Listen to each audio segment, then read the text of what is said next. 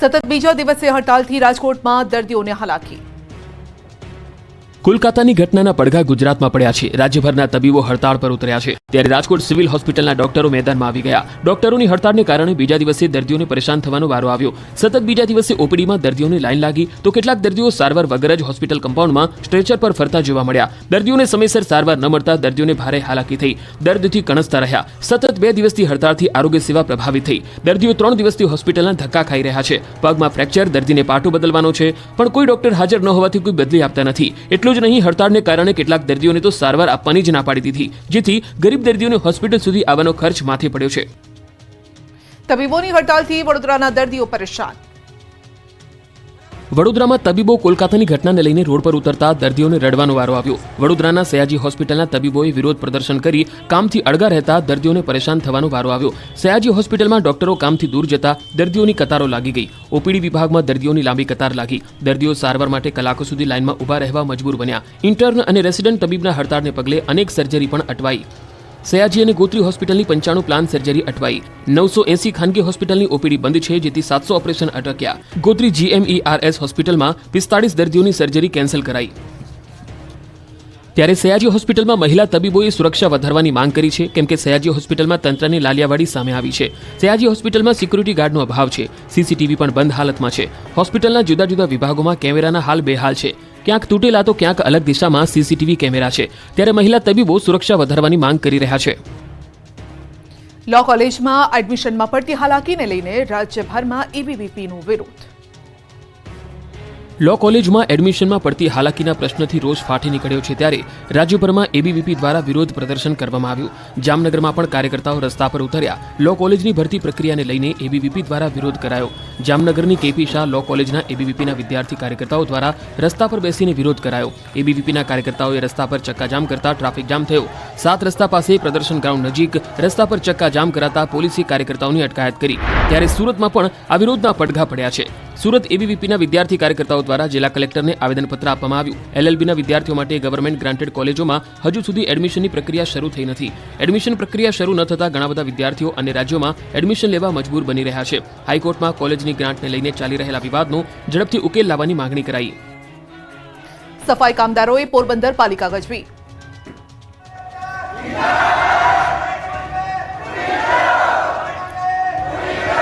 આ વિરોધ, હલ્લાબોલ અને પ્રદર્શનનું કારણ છે પગાર। સફાઈ કામદારોએ પોરબંદર પાલિકામાં ઘૂસીને વિરોધ પ્રદર્શન કર્યું હતું। પોરબંદર છાયા પાલિકાના સફાઈ કામદારોને 4 માસથી પગાર ચૂકવાયો નથી। તહેવારો માથે છે, છતાં કોન્ટ્રાક્ટ કર્મચારીઓનો 4 માસનો પગાર બાકી હોવાથી ગરીબોને ઘર ચલાવવાના ફાંફા પડી રહ્યા છે। ત્યારે પગાર ચૂકવવાની માંગ સાથે સફાઈ કામદારોએ પાલિકા કચેરી ગજવી હતી। ધરણા પર બેસીને વિરોધ પ્રદર્શન કર્યું હતું। હલ્લાબોલ કરી 2 મહિનાનો પગાર તાત્કાલિક ચૂકવવા રજૂઆત કરી, તો કાયમી કામદારોનું એરિયર્સ ચૂકવવાની માંગ કરી। પગાર નહીં કરવામાં આવે તો સફાઈ કામગીરી બંધ કરવાની અપાઈ ચીમકી। ચોરોથી બચવા ગોધરાના વેપારીઓનો ગજબનો કિમિયો। આ દુકાન પરથી તમને શેમ્પૂ, ક્લીનર, લાકડાના વેર સિવાય કંઈ નહીં મળે, એટલે મહેરબાની કરી દુકાનનું તાળું તોડવાનો પ્રયાસ કરતા નહીં, તો મહેનત પાણીમાં જશે। દુકાન બહાર આવી નોટિસો મારી છે ગોધરાના વેપારીઓએ, કેમ કે ગોધરામાં છેલ્લા કેટલાક દિવસથી તસ્કરોએ તરખાટ મચાવ્યો છે। દુકાનોને નિશાન બનાવી રહ્યા છે। લાખો રૂપિયાની ચોરી થતા વેપારીઓ બેહાલ થઈ ગયા છે। ત્યારે પોલીસ પણ તસ્કરોને પકડવામાં નિષ્ફળ નીવડતા અંતે વેપારીઓએ ચોરીની ઘટનાઓને ટાળવા માટે આ પ્રકારનો ગજબનો કિમિયો શોધી કાઢ્યો। તસ્કરો દુકાનમાં ચોરી જ ન કરે એટલે દુકાનની બહાર દરવાજા પર ચોરો માટે આ પ્રકારની નોટિસ લગાવી દીધી। તસ્કરોના ત્રાસથી કંટાળીને રહીશોએ નોટિસ લગાવી। વાત આશ્ચર્ય પ્રમાણે એવી છે, પણ આ દ્રશ્યો તેની સાક્ષી પૂરે છે। નોટિસમાં દુકાનદારોએ તસ્કરોને સંબોધીને લખાણ લખ્યા છે કે આ દુકાનમાં તોડફોડ કરવી નહીં, દુકાનમાં કયો માલ સામાન છે તેની વિગતો પણ લખી છે। એટલું જ નહીં, દુકાનમાં તોડફોડ કરવાથી કંઈ મળે નહીં અને મહેનત પાણીમાં જશે એવા લખાણ લખ્યા છે। શહેરના કાઝીવાડા વિસ્તારમાં દુકાનો પર આવા સ્ટીકરો જોવા મળી રહ્યા છે। દાંતાના તારંગાડા ગામે શાળાએ જવા બાળકો નદીમાંથી પસાર થવા મજબૂર। માથા પર દફતર, હાથમાં બૂટ, કાખમાં છોકરાઓ, નીચે ધસમસતું નદીનું પાણી અને જીવનો ખતરો। તંત્રના પાપે ભણતર માટે કઈ હદે દાંતાના તારંગાડા ગામના બાળકોને મજબૂરી કરવી પડે છે તેનો આ બોલતો પુરાવો છે। દાંતાની તારંગાડા શાળામાં બાળકોને પહોંચવું હોય તો દરરોજ આ જ રીતે નદીમાંથી પાર થવા મજબૂર થવું પડે છે। જીવના જોખમે નદી પાર કરી શાળાએ વિદ્યાર્થીઓને પહોંચવું પડે છે। તારંગાડા ગામની પ્રાથમિક શાળામાં ના ફક્ત બાળકો, શિક્ષકો પણ આ જ રીતે નદી પાર કરીને શાળાએ પહોંચે છે। શાળામાં આવવા માટે વિદ્યાર્થીઓને માથે દફતરો મૂકીને નદી પાર કરવા આવવું પડી રહ્યું છે, કેમ કે શાળાએ જવા માટે કોઝવે નહીં હોવાથી સતત વહેતા પાણીના વહેણ વચ્ચે વિદ્યાર્થીઓ શાળાએ જવા મજબૂર જોવા મળ્યા. દર ચોમાસામાં વિકટ સ્થિતિ બનતી હોવાના કારણે વિદ્યાર્થીઓ અભ્યાસ કરવા માટે શાળાએ આવી શકતા નથી, જેથી તેઓના ભણતર પર ભારે અસર પડે છે. ગત વર્ષે 2 બાળકો તણાઈ જતા હજુ સુધી તંત્રની આંખો ઉઘડતી નથી. વિદ્યાર્થીઓ માટે ચોક્કસ કોઈ ઉકેલ લાવી શક્યું નથી. હાલાકી ભરી સ્થિતિમાં અભ્યાસ કરતા વિદ્યાર્થીઓ માટે શાળામાં પૂરતા ઓરડા પણ નથી. ધૂમધકતા તડકામાં બેસીને કરવો પડે છે અભ્યાસ. અમરેલીમાં રેલીમાં જાહેરમાં બંદૂક બતાવી ડોક્ટરને ભારે પડી, પોલીસના તપાસના આદેશ. કોલકાતામાં ટ્રેની ડોક્ટર પર દુષ્કર્મ અને હત્યાના બનાવના દેશભરમાં ઘેરા પ્રત્યાઘાત પડ્યા છે, જેના સમર્થનમાં અમરેલીની શાંતાબા મેડિકલ કોલેજના ઇન્ટર્ન ડોક્ટર્સે કેન્ડલ માર્ચ યોજી હતી.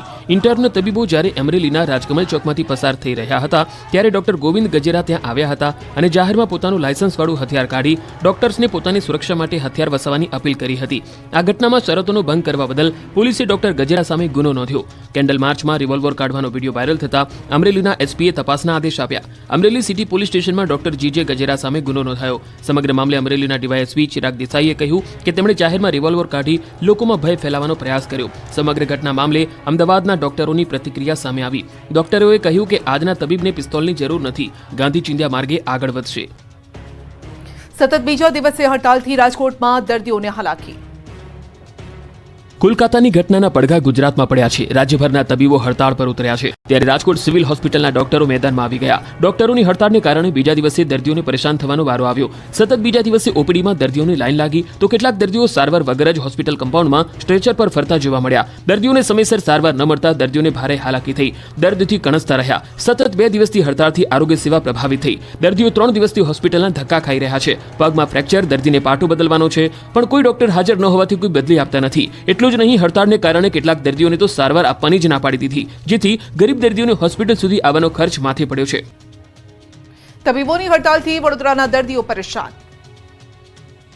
વડોદરામાં તબીબો કોલકાતાની ઘટનાને લઈને રોડ પર ઉતરતા દર્દીઓને રડવાનો વારો આવ્યો. વડોદરાના સયાજી હોસ્પિટલના તબીબોએ વિરોધ પ્રદર્શન કરી કામથી અળગા રહેતા દર્દીઓને પરેશાન થવાનો વારો આવ્યો.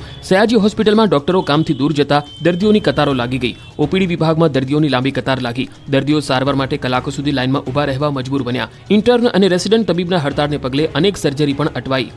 સયાજી અને ગોત્રી હોસ્પિટલની 95 પ્લાન સર્જરી અટવાઈ. 980 ખાનગી હોસ્પિટલની ઓપીડી બંધ છે, જેથી 700 ઓપરેશન અટક્યા.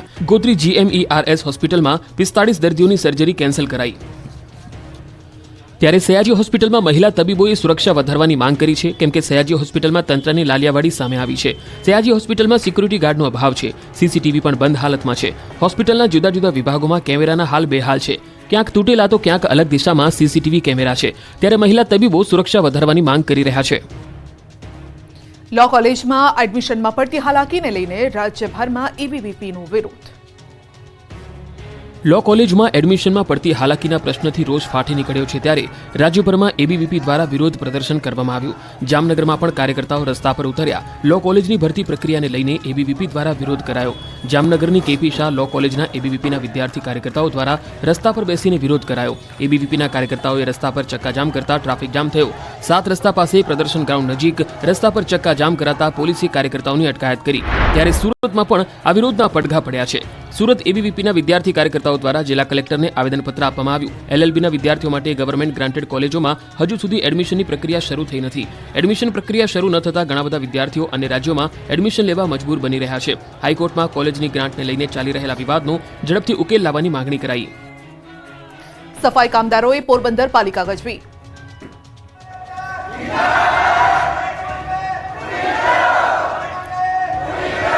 આ વિરોધ, હલ્લાબોલ અને પ્રદર્શનનું કારણ છે પગાર. સફાઈ કામદારોએ પોરબંદર પાલિકામાં ઘૂસીને વિરોધ પ્રદર્શન કર્યું હતું. પોરબંદર છાયા પાલિકાના સફાઈ કામદારોને 4 માસથી પગાર ચૂકવાયો નથી. તહેવારો માથે છે, છતાં કોન્ટ્રાક્ટ કર્મચારીઓનો 4 માસનો પગાર બાકી હોવાથી ગરીબોને ઘર ચલાવવાના ફાંફા પડી રહ્યા છે. ત્યારે પગાર ચૂકવવાની માંગ સાથે સફાઈ કામદારોએ પાલિકા કચેરી ગજવી હતી. ધરણા પર બેસીને વિરોધ પ્રદર્શન કર્યું હતું. હલ્લાબોલ કરી 2 મહિનાનો પગાર તાત્કાલિક ચૂકવવા રજૂઆત કરી તો કાયમી કામદારોનું એરિયર્સ ચૂકવવાની માંગ કરી. પગાર નહીં કરવામાં આવે તો સફાઈ કામગીરી બંધ કરવાની અપાઈ ચીમકી. ચોરોથી બચવા ગોધરાના વેપારીઓનો ગજબનો કિમિયો. આ દુકાન પરથી તમને શેમ્પૂ, ક્લીનર, લાકડાના વેર સિવાય કંઈ નહીં મળે. એટલે મહેરબાની કરી દુકાનનું તાળું તોડવાનો પ્રયાસ કરતા નહીં, તો મહેનત પાણીમાં જશે. દુકાન બહાર આવી નોટિસો મારી છે ગોધરાના વેપારીઓએ, કેમ કે ગોધરામાં છેલ્લા કેટલાક દિવસથી તસ્કરોએ તરખાટ મચાવ્યો છે. દુકાનોને નિશાન બનાવી રહ્યા છે. લાખો રૂપિયાની ચોરી થતા વેપારીઓ બેહાલ થઈ ગયા છે. ત્યારે પોલીસ પણ તસ્કરોને પકડવામાં નિષ્ફળ નીવડતા અંતે વેપારીઓએ ચોરીની ઘટનાઓને ટાળવા માટે આ પ્રકારનો ગજબનો કિમિયો શોધી કાઢ્યો. તસ્કરો દુકાનમાં ચોરી જ ન કરે એટલે દુકાનની બહાર દરવાજા પર ચોરો માટે આ પ્રકારની નોટિસ લગાવી દીધી. તસ્કરોના ત્રાસથી કંટાળીને રહીશોએ નોટિસ લગાવી. વાત આશ્ચર્ય પ્રમાણે એવી છે, પણ આ દ્રશ્યો તેની સાક્ષી પૂરે છે. નોટિસમાં દુકાનદારોએ તસ્કરોને સંબોધીને લખાણ લખ્યા છે કે આ દુકાનમાં તોડફોડ કરવી નહીં, દુકાનમાં કયો માલ સામાન છે તેની વિગતો પણ લખી છે. એટલું જ નહીં, દુકાનમાં તોડફોડ કરવાથી કંઈ મળે નહીં અને મહેનત પાણીમાં જશે એવા લખાણ લખ્યા છે. શહેરના કાઝીવાડા વિસ્તારમાં દુકાનો પર આવા સ્ટીકરો જોવા મળી રહ્યા છે.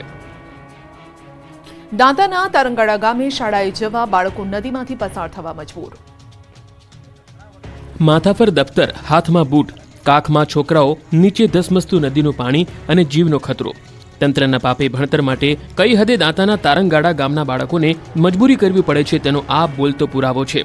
દાંતાની તારંગાડા શાળામાં બાળકોને પહોંચવું હોય તો દરરોજ આ જ રીતે નદીમાંથી પાર થવા મજબૂર થવું પડે છે. જીવના જોખમે નદી પાર કરી શાળાએ વિદ્યાર્થીઓને પહોંચવું પડે છે. તારંગાડા ગામની પ્રાથમિક શાળામાં ના ફક્ત બાળકો, શિક્ષકો પણ આ જ રીતે નદી પાર કરીને શાળાએ પહોંચે છે. શાળામાં આવવા માટે વિદ્યાર્થીઓને માથે દફતરો મૂકીને નદી પાર કરવા આવવું પડી રહ્યું છે, કેમ કે શાળાએ જવા માટે કોઝવે નહીં હોવાથી સતત વહેતા પાણીના વહેણ વચ્ચે વિદ્યાર્થીઓ શાળાએ જવા મજબૂર જોવા મળ્યા. દર ચોમાસામાં વિકટ સ્થિતિ બનતી હોવાના કારણે વિદ્યાર્થીઓ અભ્યાસ કરવા માટે શાળાએ આવી શકતા નથી, જેથી તેઓના ભણતર પર ભારે અસર પડે છે. ગત વર્ષે 2 બાળકો તણાઈ જતા હજુ સુધી તંત્રની આંખો ઉઘડતી નથી. વિદ્યાર્થીઓ માટે ચોક્કસ કોઈ ઉકેલ લાવી શક્યું નથી. હાલાકીભરી સ્થિતિમાં અભ્યાસ કરતા વિદ્યાર્થીઓ માટે શાળામાં પૂરતા ઓરડા પણ નથી. ધૂમધકતા તડકામાં બેસીને કરવો પડે છે અભ્યાસ.